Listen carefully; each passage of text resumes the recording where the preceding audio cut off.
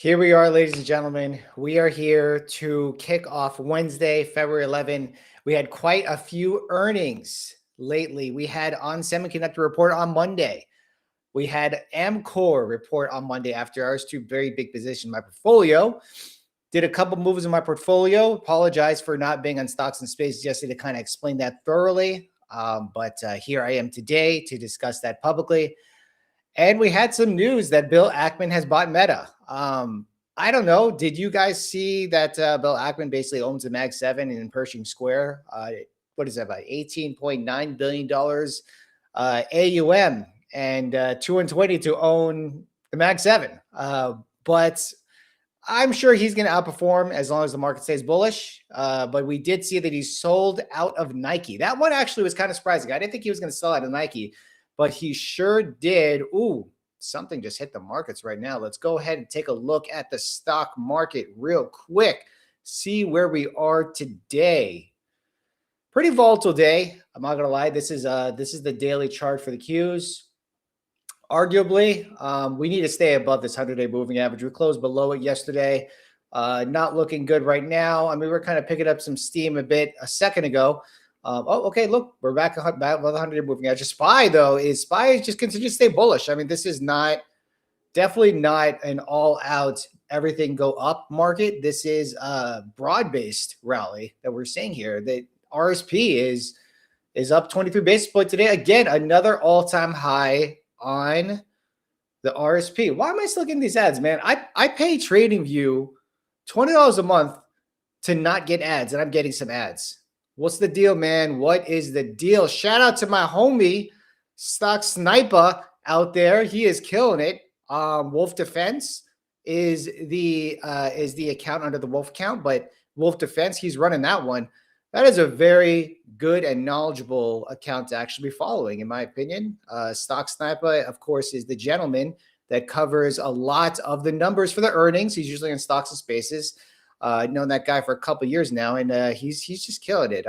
He's like one of the cool people on Twitter that I really do like talking to. Very knowledgeable, of course, in the defense for a lot of investments in the stock market. Lockheed Martin, Kratos, a lot of those names, and they still have some upward moves, in my opinion, mostly because you have governmental funding, and you're about to see more printing starting to happen through means of the U.S. government, while the Fed just sits around and just monetizes all of that or funds it. So that is generally what we're seeing in the stock market today. Very volatile, but NASDAQ was below the 9 EMA today, below the 21 EMA, below the 20-day moving average, and it just recovered everything. So the market does not want to go down. And you know what also doesn't seem to want to go down that badly today? It's Meta. This thing got a pretty nasty drawdown earlier today and had a nice reversal, which is very good to see. Amazon is just not having a good year so far. I mean, this thing is down. What is this thing year to date, man? Jeez, this is brutal. Wow, minus 11% year to date. I would really hate for someone to I feel bad for people who have Amazon as a large portion of the portfolio, which has been sitting on dead money for quite some time. Like your boy right here, he has been long Amazon for quite some time, and I don't know, it is what it is. Best company in the world, in my opinion. I don't think there is another company in the world that matches close to what Amazon is going to be in the future. But today the market is right on Amazon because the market is always right. And today the market says Amazon is not the best company in the world because you have basically all of the market cap for the S&P 500. Hold on, stock market caps. I just want to bring up this chart real quick to just see where we stand in the stock market as far as company size. Right here is that big, beautiful chart. That is not the chart. That is an ad. All right, so here we go. So NVIDIA is back at $192. It's $4.66 billion in market cap. We have Apple behind that at $4 trillion. $4.7 trillion for NVIDIA, about $4.1 trillion for Apple. Google is pulling back a little bit today, down 2%, which is pretty big considerably for a market cap like Google. $3.7 trillion. Microsoft is $3 trillion. Amazon is $2.2 trillion. TSM is, you would have ever thought that TSM is going to be sliding into the $2 trillion cup. That's insane. TSM, Wow. What does that tell you about supply chain? Supply chain is bullish. And I'm going to get a little bit into the two stocks that I bought, ACLS as well as Silicon Motion, ACLS and Silicon Motion, part of the memory supply chain. I'll get a little more into that and the reason why it's probably up today, in my opinion. Meta is at $1.7 trillion. Saudi Aramco is at $1.65 trillion. Broadcom it's at $1.6 trillion. That was close to $2 trillion before the earnings happened. Tesla 1.6, Berkshire Hathaway at 1.1, and Walmart is in the $1 trillion club. Oh, it looks like Eli Lilly got kicked out of the $1 trillion club recently. No worries though. I'm pretty sure Warren Buffett's going to have the last laugh out of all of us. He usually does. He always comes out on top. I mean, you can't really knock the guy for having nearly 20% annualized return on the S&P 500, beating the S&P 500 over the course of what, like 7 years? Like, guys, that's crazy. Like you guys can knock on Warren Buffett all you want. You could say, oh, he didn't buy, now he's buying Google, or now he's doing this, now he's doing this. Like, well, I mean, have you been around for 7 years and have a 20% CAGR? I don't think anyone can really attest to that. Stanley Druckenmiller is around like 20% CAGR, I believe, and he's been trading since the 90s. So we've had like two massive drawdowns since we had the dot-com bubble, which was like 70% off the NASDAQ. We had 2008, which was like 70% of the S&P 500. And Stanley Druckenmiller came out on top 20% CAGR. Like, you can't really argue with those results, right? That's GOAT status. That's GOAT status. And yeah, Nancy Pelosi's outperforming recently, but let's be honest, we have a bear market. There's gonna be a lot of these people who are going to be underperforming late stock market. So what is going on, everyone? Fred Phillips, how are you? Alfie, how are you? Sushi. I'm kind of craving some sushi now that I read that name. How are you doing? Dave, how are you, sir? Alfie again there. Say your piece. Was researching ACLS last week. You buying got me more interested. Did you also consider? You know, I didn't look at that one. I picked ACLS for a specific reason. Probably a multitude of things. But there are a few reasons why I picked it up. Actually, let me look at this stock, Vico, real quick. Oh, pretty nice setup, actually. That's up 3%. I wonder if that has to do with ion plants again. I'll talk about that one a little bit. All right, Sushi, how are you doing? Raven, what's going on? Spicy, am I still holding hood? Of course I'm still holding hood. I think I'm not holding, I'm bag holding hood, but it's all good. It's all good. It's all in fun game. Trent, how are you? All right. Yeah, Druck is definitely the GOAT. So very interesting day in the market today, like I just mentioned earlier. What do I think of the direction of the stock market, where it's going to be going in the near term? I mean, that's very difficult to say. I mean, we've literally been chopping for like the last 4 months when it comes to the Qs.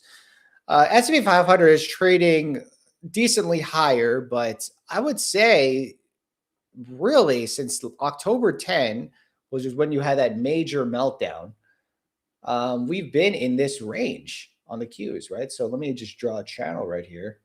Where's my channel? No, is this one? I guess I'll use this one. Yeah, we've really been like here.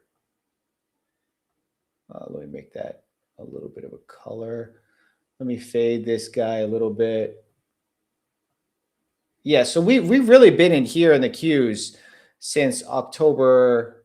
Oh, that was actually October 10 was over here, but arguably that really doesn't make a difference because since here, we've basically been trading in chop, right? So we dropped here in October 10, we went up, we came down in November, we came up, we came down, we went up, rejected the previous all-time high, came down, we bounced back up. Like, this is like honestly a whipsaw of a market right now. And I think it's pretty clear of what is working right now in the stock market. And it certainly is not software, because you have software still major drawdown here. Software is dead again, apparently.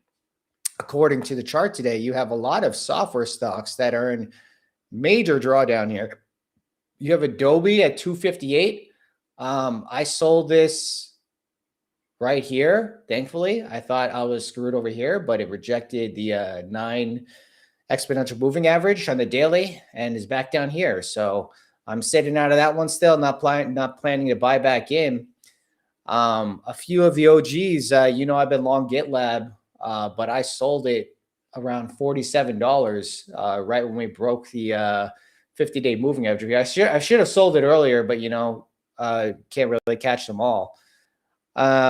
We do have a few other software names that are doing pretty decent. I mean, this isn't necessarily software, DigitalOcean. This is more on the infrastructure end, but more of the smaller Cloudflare. Cloudflare reported earnings yesterday, did pretty good, but this is a pretty nasty candle that we see here printing for Cloudflare after explosive earnings back below the 200-day moving average. That's not really looking like a great setup.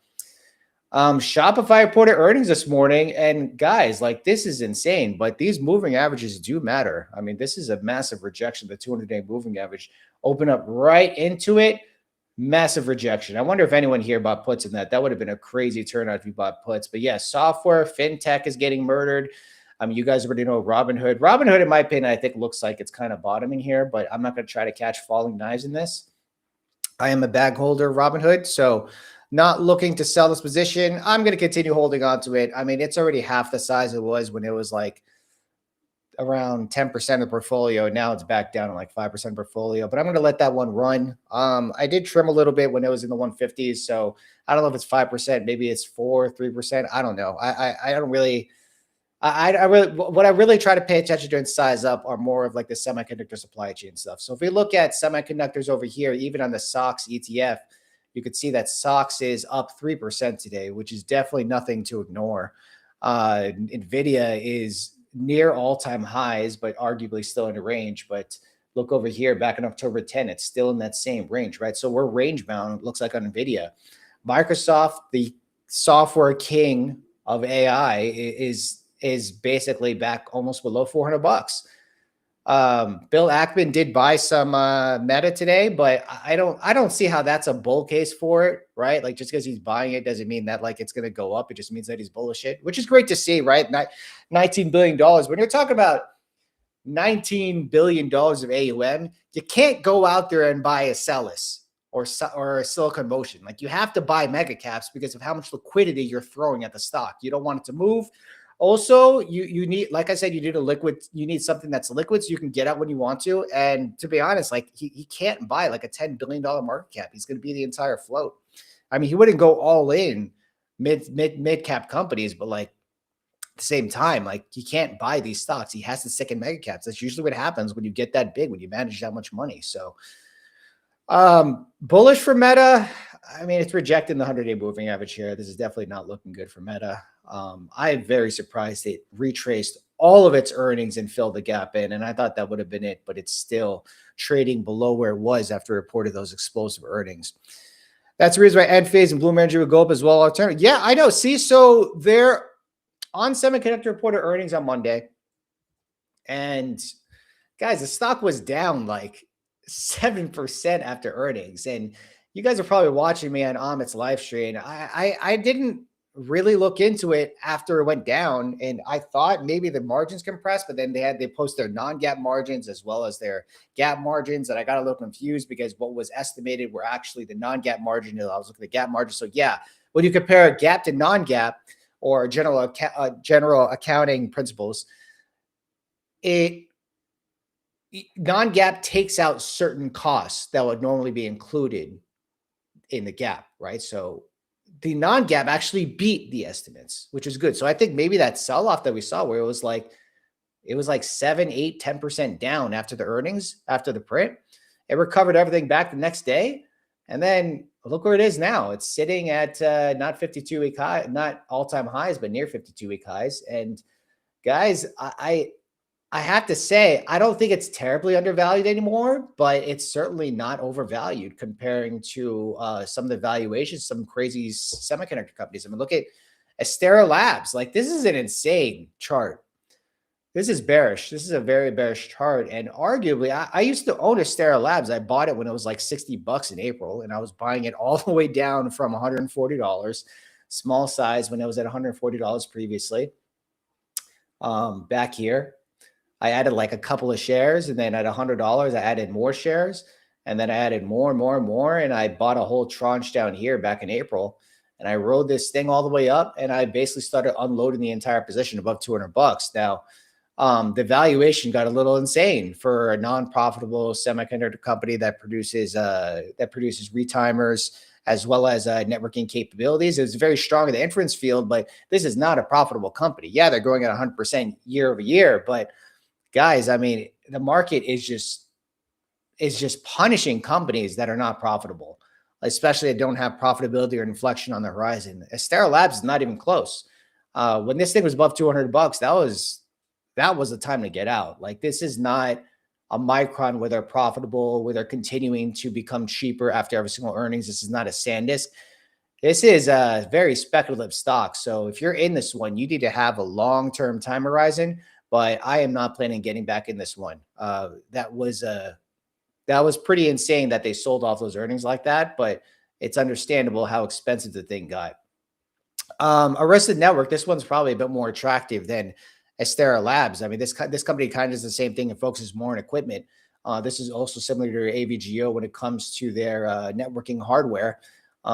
This has a lot to do with the inference theme, right? So inference is very important when it comes to using AI agents because you're constantly querying all the servers that these companies, that LLMs host, and you need to have fast throughput, and that's what these companies do, and that's the reason why they're all gaining from it, right? So that's the reason why you're not seeing Broadcom below $300, because look, they do have that open AI exposure, but they still do have a lot of leg in other industries that are doing really well in the stock market. So now if you think of inference, there's a lot of things that come in there, but one of the more important things is memory, and this is the reason why Micron is still trading all the way up here in addition to SanDisk trading all the way up here, right?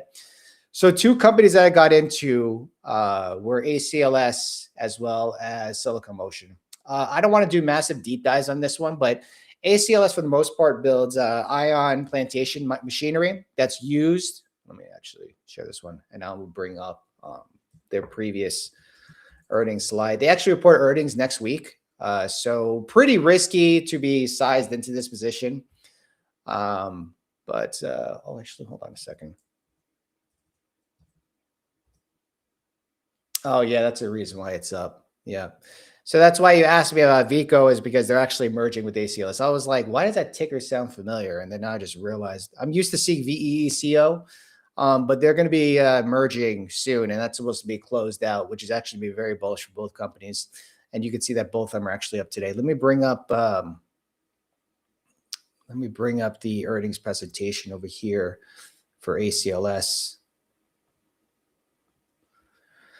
All right, so, whoops, wrong one.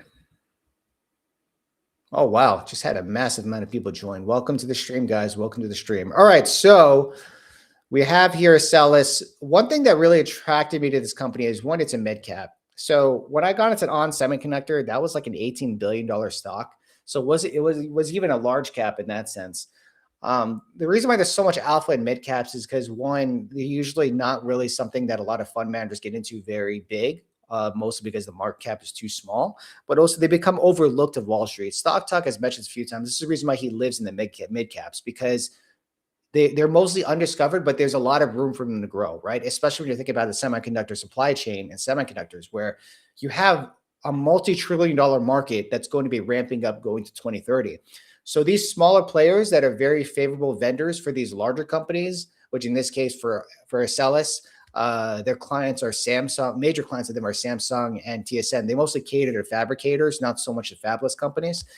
But what ACLS does is that they're able to build this machinery for these giant memory companies.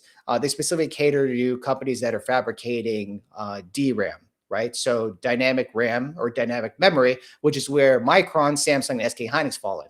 And clearly you're seeing Micron up like 10% today, right?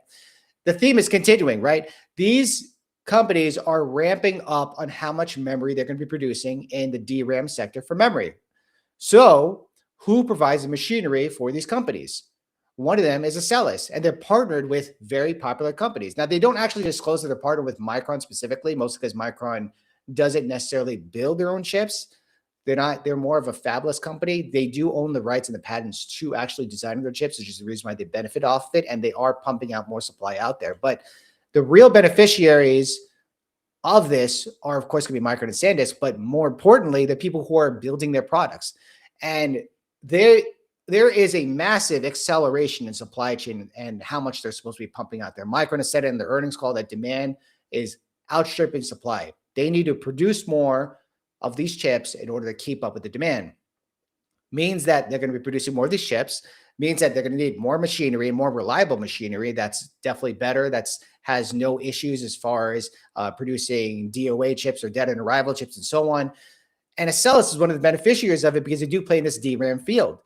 And one thing that really interested me about this company is their ion implants, right? So there's two different companies that are major suppliers for these ion implant machines, right? There is ACLS, like I just mentioned, and there's also Applied Materials. Applied Materials is one that a lot of people are familiar with.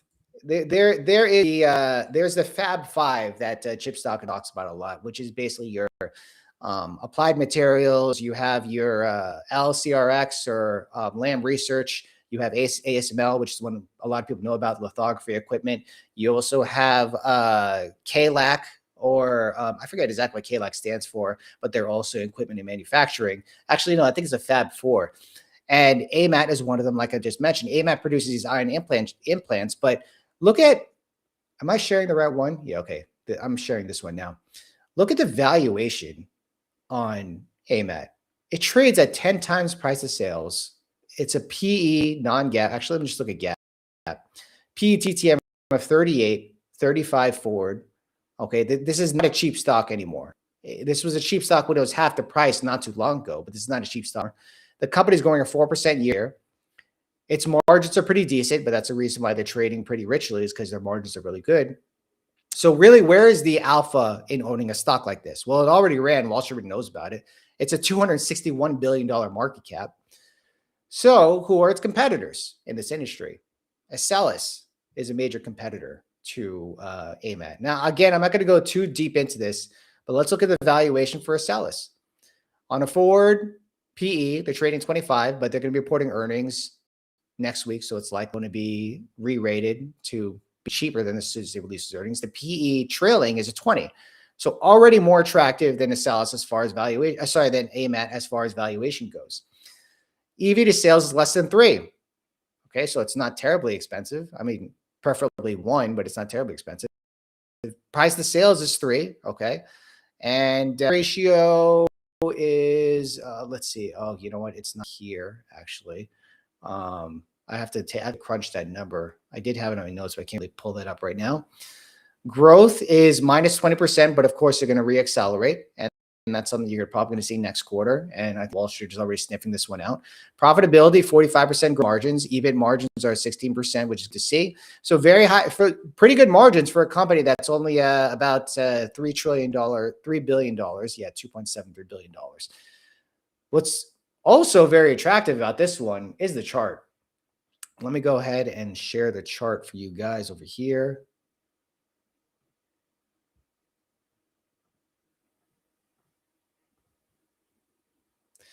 The chart is very attractive. So there are a few things on here that look really good to me in this chart. One, now today it's trading above all the moving averages, which is bullish. All right. Trading above the 200-day moving average. On the weekly chart, not as great, but it is trading above all the moving averages on the weekly chart. Still below the 200-day moving average. I believe it's probably going to open up above this after earnings, or it's going to come close to it after earnings. I'm very bullish on earnings coming up, but do your own due diligence. This isn't financial advice, obviously.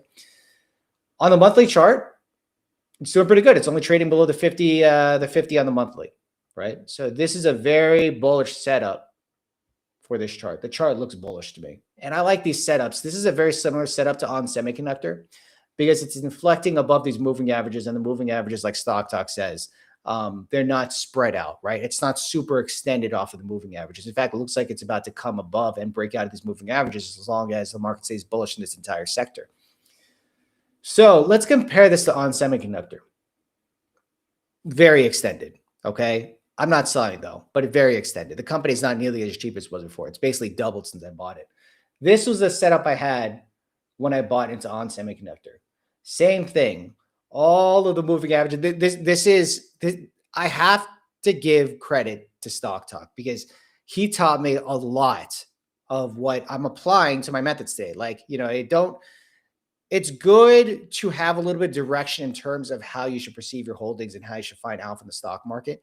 But it's more important understanding how to apply it. Because if you apply it correctly, you don't need to copy people's trades. You can understand these businesses, understand where it is in the secular themes, and able to have the conviction to hold these in case you have drawdown, right? But this is a similar setup over here. Broke above all the moving averages after they're compressed for a long time. And look, the stock has just been going straight up since then, right? I don't know where it's going to go after today. This is very extended. Look at the setup with AMKR, right? Stock talk got into this when it was in the $20 range. Everything was compressed over here.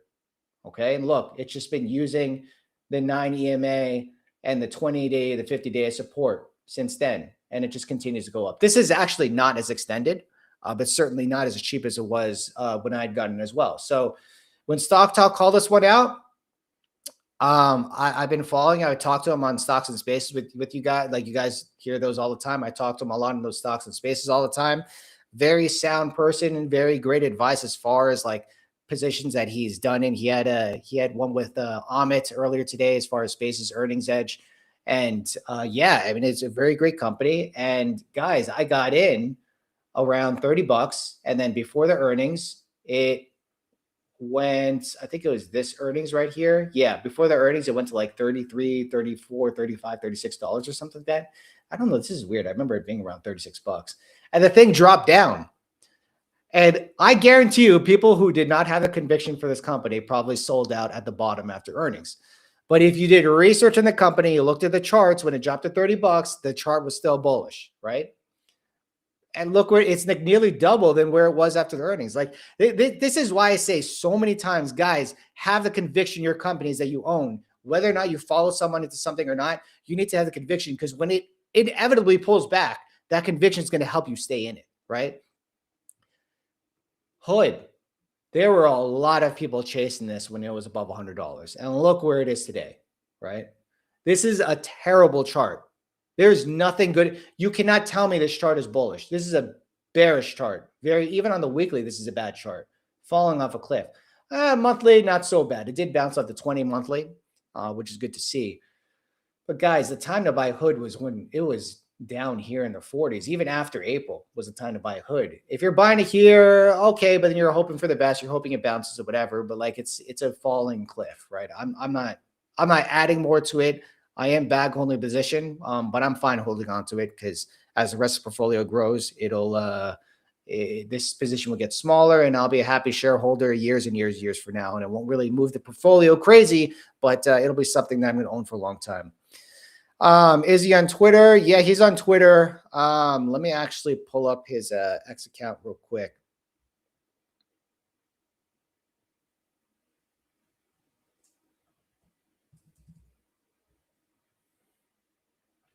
This is his Twitter. I'll put it over here. Yeah, I wanted to have him on here, but then he already went in Amit Spaces, so it's like, I'll get him next time. But I'll have him on here at some point. You know, the guy's spitting alpha, so I don't want to take that time away from him. But the one thing he was talking about today was Sina. I have a position in Sina. Not a major size position, but I do have a position in Sina. Chart looks bullish. It does go along with the themes as well. But you know, I'm not going to take credit for that one. He's the one who called that one out. Yeah, so ACLS, bullish setup for the chart. Silicon Motion, also a memory player, but they build more the controllers between the NAND chips.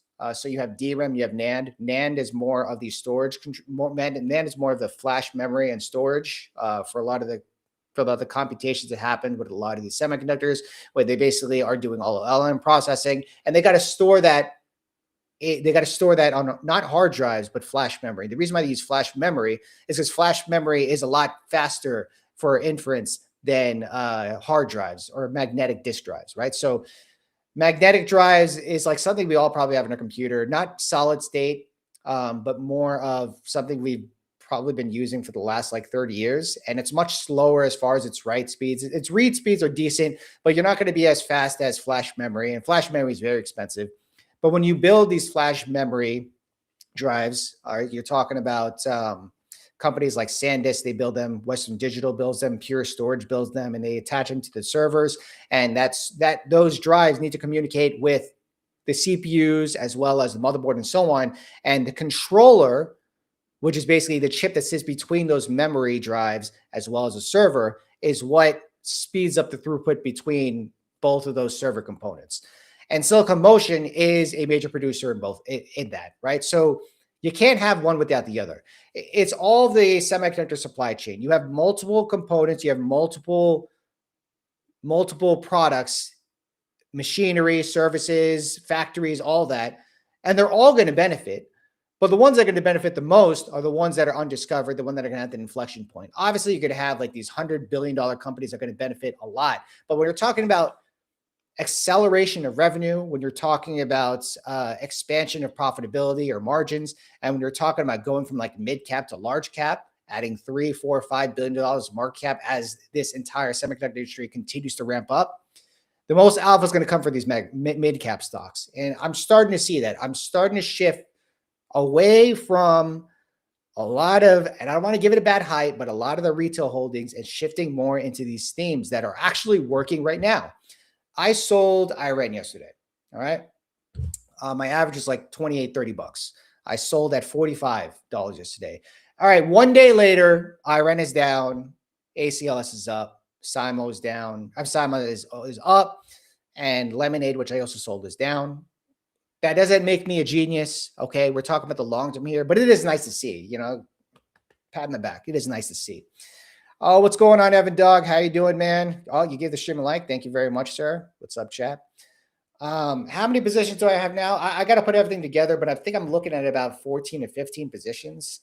There's a few positions that I do want to probably cut off, but I have to really think about it as far as a portfolio. IRN, yeah, it was about 1.5 to 2% portfolio. It was a 3% position when it was at 60 bucks. So it wasn't really that big of a loss for me. Actually, it was a gain still, but like I wasn't, unless like IRN went up like 5 times, it wasn't going to move the portfolio, right? And then when I went into SIMO and when I went to Silicon Motion and ACLS yesterday, I also bought calls on the position as well. So it will be much more profound how much my portfolio would appreciate from these positions going up versus like an IRN or something, right? So, you know, I gotta be honest. I used to own Toast, and it's been very clear that fintech is not doing good right now, and Toast is part of fintech. So is Klarna as well. So is Affirm. And probably the reason why is because credit is getting hit, right? So if you think of these companies that rule on credit, especially since Trump basically announced a 10% cap on interest rates for credit cards for 12 months, a lot of these fintech companies have been hit because they make money off of that spread between how much they pay out as far as deposit goes for people that deposit money to their companies and how much that they collect as far as loans go, because credit cards are ultimately loans, but in a much shorter time frame. So the reason why that these companies down, even though Toast isn't a bank or anything like that, you know, all these financial companies impact one another. As far as the going theme here is like the entire sector moves in unison. Like if one, like actually, let me pull up the big chart here or the big table. The reason why I break up my trading view into specific sectors is because I can understand like why an entire sector is going down. Like for example, SaaS, all of SaaS is doing crummy today. It's not just Klaviyo, GitLab, or Datadog. It's all of them, right? So it's probably not a company specific problem when you see this happening. All right. Cybersecurity, it's all flat. It's kind of going down, right? So it's not a cybersecurity problem. It's not a company specific problem. It's a cybersecurity problem. Software still. Fintech, right across the board. Okay. This is not a Klarna problem. Maybe there is a Klarna problem actually that I don't know about. This isn't but I would say that most of this is not a problem with the company. It's a sector-wide problem, but I think this problem is starting to spread everywhere, right? Or it's starting to become apparent that they're all getting hit for a reason, right? Even C Limited, I didn't think it'd be trading down here. This is probably a decent looking chart, but you need to get above that 20-day moving average there. Shift 4, right? So this is all Shift 4 specializes mostly in hospitality and restaurants. Toast specializes mostly in restaurants. They don't really do much hospitality, but they're a bit different because they actually provide the hardware, kind of like Shift 4 does. And Toast is they're expanding in Australia. I'm bullish Toast, but I am not bullish to stock, man. Like, this is a bad chart. This is a terrible chart. I don't like to buy these things. And that's the reason why I added to ACLS and SIMO or started them, because those charts are bullish. I'd rather buy charts that are bullish than charts that are bearish. ServiceNow was below $100 this morning, right? And I've said it before, like I sold it up here. And I'm not like here to be like, I'm so glad. I'm just saying, like, what I was thinking at the time was that, like, look, it needs a lot of work to get above this 50-day EMA, right? And it's already below all these moving averages. So it can easily reject it. And then this happens, right? So, and why didn't I add it here? I was on this stream actually last time over here and was like, I'm not going to add to it. And I even said I wasn't going to add to it after the earnings either over here. Look where it is. It's lower because that companies that or stocks that are doing bad on the chart in this market today, this is not an all-out dip buying stock market where you buy dips on all stocks when they pull back. This is a stock picker's market right now. And it does not have any remorse or any sympathy for stocks that look bearish in charts. I mean, look at Paycom. Like, this is mostly in small business, mid-sized businesses as far as their clients goes. That's not doing good today, but that is in the software bucket. Yeah, it all got hit, man. It all got hit. So, you know, things that are looking good right now, it's semiconductors, guys. It is semiconductors and it is energy, but even energy isn't doing the best today. Well, energy is doing good today, but only when you come to your profitable energy companies, not pre-revenue companies that sign contracts with mega caps but won't even see revenue for another 3 years. They're not doing good today. But CCJ, Chemico, they already have a good financial book. Okay. Constellation Energy, they are profitable and they already have a lot of business today. Next decade, they don't have any revenue today, but they are building the trains in South Texas, and they will. But this is going to take a lot longer for the story to play out. VG is a #1 nat gas exporter in the U.S. This is obviously going to benefit as long as those nat gas prices come down. But natural gas is probably the quickest form of energy you can get on AI right now, or AI data centers. And there is an energy bottleneck. There really is. There really is, man. So, yeah, semiconductors, specifically in memory, specifically in fabrication sectors, and things that are actually profitable. And that's why Navitas is not really getting any love here, and things with no OpenAI exposure. So, yeah. Oh, see, I knew that was a fake out. I knew that was a fake out. I should add Bloom or TE to the list. Those are RJC stocks, man. That guy is funny. Shout out to RJC, man. That guy is funny. BE. Yeah, I mean, the chart's not bad. I don't think it's a cheap stock anymore, though. That's a $43 billion company. And it's certainly not extremely profitable or anything. So let's see here. BE. Dude, they are not. Yeah, they're like on the brink of profitability, but they are expensive. They're trading at a 20 times EV to sales, 17, 18 price to sales. No, I'm good. I'm not going to buy that one. Let's look at the other one, FLNC. I haven't really looked into this one, Fluence Energy. Okay, they're down there, $3 billion. Okay. Valuation, there is no valuation. Trading at 1 times price to sales. Is this pre-revenue? 1% growth, 11% gross margins. Not profitable. I don't know. I'm very careful with that stuff right now. TE. This is a popular Twitter one. This is, I don't know. Like when they gain like so much popularity, it's very tough to find myself in that. I've been trying to steer away from the massive following, mostly because they're not undiscovered anymore. They are already discovered, and TE is not profitable. And they trade 4 times price to sales on a forward basis, 3 times price to sales. No, these metrics are wrong. I haven't looked into them. I don't know. I think whatever is working is going to stay working. That's my opinion. Let's see end phase over here. Okay, not bad. Not bad. Solar is probably coming back, in my opinion. I think solar is coming back. EE. Let's see here. Oh, wow. Might need to look into that one.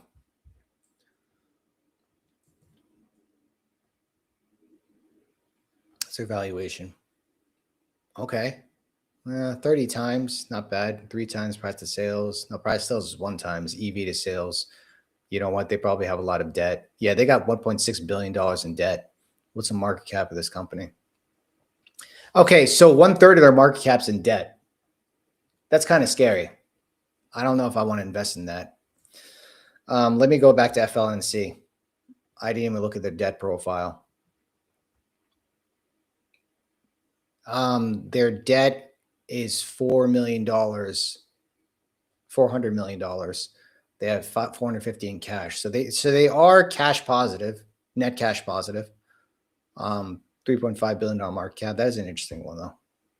But I didn't like their profitability profile, and they have very low gross margins. I don't know. Maybe this is what Seeking Alpha is telling me, so I don't know if that's exactly true. And then is TE Talent Energy? No, TE is T1 Energy. They have $700 million in debt, and their market cap is $2 billion. So almost 1/2 of their market cap's in debt. No, I'm good. Yeah, just a quick powwow on that one. But I'm still, to be honest, I would like to size up some of the existing positions that I have. This is most of my portfolio holdings right here. There might be exception of a few things. So I have 1, 2, 3, 4, 5, 6, 7, 8, 9, 10, 11, 12, 13, 14, 15, about 15 positions. I want to size up ACLS, but we'll see what happens at their earnings. The chart is setting up pretty nice for earnings. I mean, it could definitely gap down. You know, no one is immune to anything. It can definitely gap down, but they would really have to shit the bed in order to really do bad in earnings. Anything can happen though. Earnings are something else with the market. You can't really determine where the price is going to go, but fundamentally things could be sound. Yeah, that net chart is not looking good. Where's the market sitting at right now? It's just chilling. I'm not buying Bitcoin. I'm good in Bitcoin, guys. I added a little bit to it, but like when I say buy it, when I'm saying like buy it, I mean like create like a big position in something, at least like 5%. Like, no, thank you. I'm not trying to buy that dip. Look at that, Meta's back almost 70. We'll see what happens with that one. Yep. So I think that really is about it. Again, not necessarily a massive deep dive in the companies that I bought into, but at the same time, we don't have enough time to do that right now. We're going to be cutting the stream out. I did want to go over some of the holdings in Bill Ackman thing. Did he show up in CNBC today? Actually, let me go and check this out.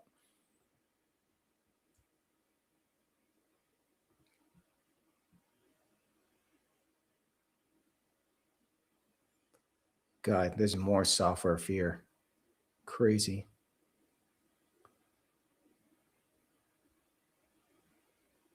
Oh, interesting. Someone went on there talking about, oh yeah, the payrolls thing.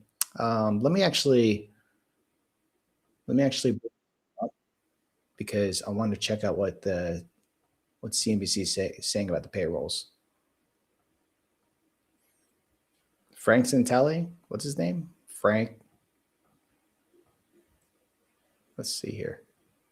Hi, good morning, Kelly. Yes, it's Jobs Wednesday. Not necessarily a Friday, but every bit as important. Non-farm payrolls for January coming in twice expectations at 130,000. 130K. That would be the juiciest going back to April of last year when it was 158. Now, if we look at a couple of months worth of revision, they came in at minus 17,000. Now, let's look for average hourly earnings month over month, up 0.4. That's 1/10 higher than both Looking back and looking forward, 4/10 would equal October last year. You are all the way back to the summer of 24 to find a higher month-over-month earnings number. Let's go year over year. 3.7 exactly as expected. 1/10 light to 3.8 in the rearview mirror. So how does that stack up? 3.7 would be the lightest since it was actually 3.6. Thanksgiving of last year. Now let's look at hours worked, shall we? 34.3. That increase, that's a good thing. That's up 1/10 from both what we were expecting and our last look. 34.3 would equal November. To find a higher one, you're all the way back to March of 24. Now the unemployment rate may be the most important number of all, and it moves down 1/10. 4.3%. All the naysayers out there, they're going to like this set of data points. 4.3 would be equal to where we were in August of last year. To find a lower number, you're looking at June of last year. Labor force participation moved up as well. More good news, 62.5. That would be the best since it was 62.6 in April of last year. And drumroll please, the final number I'm going to give you is U6, the underemployment rate, and it comes in at 8%. All right, so I got a little distracted here. I was looking at some charts. I'm starting to think it's time to hedge because that jobs report was good and the market just faded the whole move. It's never what you want to see. You did have some broadening out, which is good. SPY just turned red again. I'm starting to think it's time to hedge here. Now, I'm not going net short the stock market because I like my holdings the way they are right now. They're doing good in a day like today. And what's going on here? Move the drawings. If I'm going to target a hedge, I kind of want to short BMNR. This is a bad looking chart. Oh, why are you shorting at the bottom? It's like, well, you're supposed to short things when they're falling, not when they're rising up. It's not a game like that. I have Robinhood. If I do short BMNR, then I would technically neutralize my position with Hood by not selling Hood. Nebius reports this Friday. This tomorrow morning. I'm going to be streaming Nebius tomorrow morning with Nate Dogg or 3-Plate Nate. So look out for that one. I am not liking this price action heading into earnings for Nebius. Zeta reports next week. This is a bad looking chart right here. Yeah, it's kind of scary stuff when Zeta falls. This is the entire software narrative. And the problem with Zeta is that it is a retail frenzy stock, and I got caught up in it. And I just, this is like one thing. The last time I added this was 18.5. And I actually cut my leaps in it around there. Actually, no, I cut my leaps in Zeta around here when it could not stay above the 200-day moving average and save myself some pain. So it didn't really bring down the portfolio. I was up like, I was up like 37% year to date. And then now I'm still up a lot. I'm still up like 18% year to date. But Zeta definitely hurt the portfolio because I was pretty heavy in that position. So this is my year to date right now. And 17.3% year to date. And I got to tell you, what's weighing down my portfolio? Zeta, Rubrik, Mercado Libre, especially Amazon. And it sucks because, these are not in favor right now. And this is the hard part is that I'm bullish these companies, but like, dude, the market's just not agreeing with me on it. And it's very troublesome. And one thing that I've added myself is not being a bag holder. Now, Rubrik, Zeta, Grab, Amazon, the floor is pretty high in these stocks when I think of valuation. Zeta is a cheap stock. It is not an expensive stock by any means. The problem is the market's right. The market is right 100% of the time because whatever price you see is what the market dictates, and that is the valuation of that company at that given moment. The market is always right. Is the market going to be right long-term? Well, it'll adjust and it'll be right long-term. Like that's just like when the people say the market is wrong. Well, on paper, the market's not wrong. That's why they're pricing the stock at that level. But the market will be right and you will be right. And the market will agree with you. The market will agree with you by bringing price higher. And that's how you find alpha in the market, because you make your thesis and then you set your price target or whatever you think the price should be, and the market brings it up there. So in a sense, the market's always right the whole time. It just agrees with you at a certain point. And Zeta, it just doesn't agree with me. It just does not like Zeta. It's pushing low of day here while the market is at 613 right now. I have bought puts in Zeta before. I have. And I've suffered less drawdown by owning puts on it and then selling it when it drops. But it's just, do I want to do that right now? I mean, we're really here at the 100-day moving average after we just recovered it. We could be back testing the 100-day moving average in the Qs. And technically speaking, the Qs are still bullish. I mean, we're still above the 21 EMA. And we're like well above the 50 EMA, the 50-day moving average, and so on. So the market's still bullish. If I were to short something, it'd have to be something where the premiums are not high. So something that already reported earnings or doesn't have earnings coming up where the premiums would get higher. BM&R poses a good, I mean, this is really dependent on crypto, and crypto just looks like garbage right now. Like Bitcoin looks like it's headed to 58,000. Ethereum is already below the 200-day moving average, and BM&R is going to move with that. And I've shorted BM&R before. I don't know. Maybe I'll sit on it for a minute, because like this is just like things are not working at all, but a lot of things are working, right? So like this market doesn't scream to me that it's bearish right now, but it's just said this is a stock picker's market right now. Like it's truly crazy to be green year to date, because there's so much high beta that has pulled back, but there's so many things that are up a lot year to date. Even like Tesla, I believe, is green year to date. Hold on. You know what? Let me do the other chart. Yeah, I got my performance chart. Let me save this sucker. Save. All right. Let me bring up the performance chart.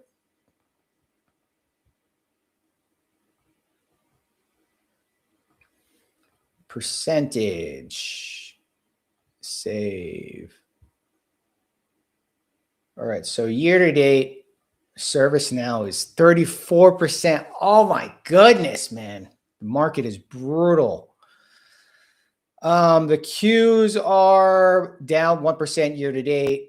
IWM is up 7% year to date, guys. Like, it's so hard to be bearish to market right now. 1% year to date on the market. Alibaba is up 7% year to date. Tesla is down 6%. But it did start pretty high.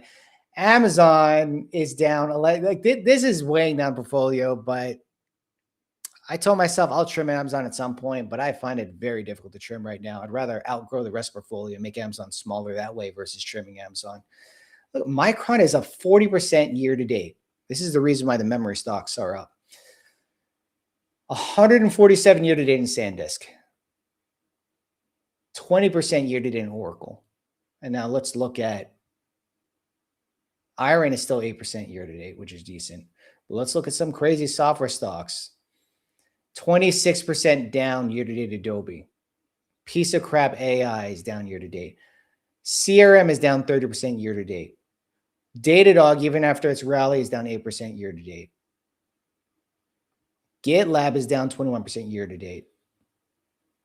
Oh wow, net pulled back after those crazy earnings. I can't believe Cloudflare is going to fade that entire earnings. Crazy. Workday is down 30% year to date. ServiceNow is down 34% year to date. MongoDB is down 40% year to date. Snowflake is down 20% year to date. Guys, these are just not, it is not the day to be in software right now. It's not. You can always buy software when it recovers. You don't need to buy right now. But I mean, hey, you guys want to bottom call stuff? Go ahead. I am not in favor of that game. Bitcoin is down 30% year to date. Ethereum is down 41% year to date. BM&R is down 30% year to date. Hood is down 33% year to date, and that hurts. Zeta is down 22% year to date. See, I'm not immune to any of this. Oh, Century is pulling back a little bit here. Yeah, there's a lot of retail-friendly names that are just pulling back here. Kraken Robotics, I know that's a very popular one. I looked into it. Shout out to the homie I was talking to during the Omits meetup about this one, but I'm going to say no to that one. Partnerships, whatever, but like I don't want to be in that one right now. Yeah, guys, I would say be careful what you get into. I have to really consider this this hedge theory right now because it is still above the 200-day moving average. Yep. So we'll see, guys. We'll see. All right. So I think that about wraps it for today's stream right now. Again, tomorrow morning, Nebius live. I'm going to hit up 3Plate Nate, ask him what time on it. Nebius reports very early. Let me take a look over here. If Nebius goes down, like that is just going to be brutal for me. I do own Nebius. That's why it wasn't big a deal me cutting, for me to cut, what's the name of that company? IREN, because I do have Nebius, so it's okay. February 12th, tomorrow, reports soon to be published. Does it say what time?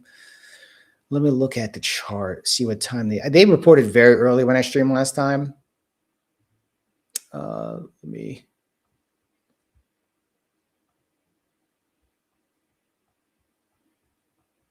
see here. They reported on November 11. So let me go to 10-minute chart. Let me go to November 11.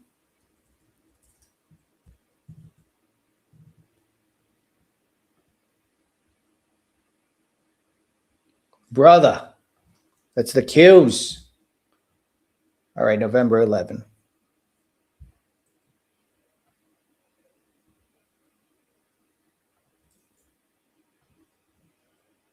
All right. Yeah, they reported at 7 a.m. So that's 4 a.m. November 11. Pacific, 4 a.m. Pacific. And that would be it tomorrow. So I will be live probably at 3:45 a.m. tomorrow. I don't know why I'm doing that to myself, but I'm going to do it to myself, so it's all good. Ooh, Meta's having a nice recovery. Good job, Meta. Yeah. Oh, wow, look at that. Whew. Whew. Thank goodness. Maybe it's for sure going to dump. Man, honestly, I kind of want to set that expectation low. So if it goes down, okay, well, I kind of knew that was going to happen. If it goes up, okay, I'm pleasantly surprised, right? So I would love that. I would like to buy more Nebius, guys. It is a diversified business, very diversified. I've always liked it more than IREN anyway. But the cost basis is too low for me to add to it right now. Sorry, it's too low. Where's my stuff? Here it is. Nebius. Yeah, this is not a good entry into the earnings. This is a very bad. I would hedge it, but the premiums are just so high. And honestly, it would have to make a big move down in order to gain money off the premiums. So I don't think I'm going to hedge it. Maybe I'll look into selling some call credit spreads that are in the money. I usually like doing that one. They usually hedges pretty nicely when I do that one. Probably not going to. The market's looking pretty decent, recovering the 100-day moving average. It doesn't mean it can't gap down tomorrow. We'll see. I think Trump was supposed to have an announcement today after hours. So yeah, I know, dude. 4 a.m., but I'm going to be there. Pacific, 4 a.m. Pacific, no, 3:45 Pacific. Follow me on Twitter, because I will be providing the link and stuff for the earnings tomorrow. Of course, follow the YouTube for Wolf. That's where I'm going to be streaming the earnings, so you guys can check it out in there. I'm also going to do it for my channel as well. But yeah, let's see what happens. Let's see how much money we're going to lose tomorrow. It's like Jadakiss. So we'll see what happens tomorrow. Anyone else got any more questions? I'll stick around for another minute if anyone's got any more questions. I'm on the train. Yeah, a lot of people are on the train. The shortage is just paper for silver, on paper for silver. Yeah, it's true. Memory train keeps going. It's true. It's true. Yeah, memory does have, silver does have applicable properties for that metal. More copper, more for copper. Hey, you know what? I like your avatar. I love The Simpsons. No problem, buddy. No problem. Caroline, pleasure having you on here. Red, red, red. Yeah, it is. It is definitely red for Hood, especially. Oh, Hood is back at $78. So we will see. Dude, honestly, if you full ported Micron, you'd be up double digits this year. If you full ported SanDisk when it was scary, you'd be up 140% this year. Can you believe that? The one you least suspect. That's why that RJC dude is up so much, because that dude got in early. So shout out to RJC. Shout out to RJC. All right, guys, that is it for the stream. 6:45 a.m. tomorrow. That is 3:45 a.m. Pacific time. I will be there with 3Plate Nate, and whoever else wants to join, just send me a DM on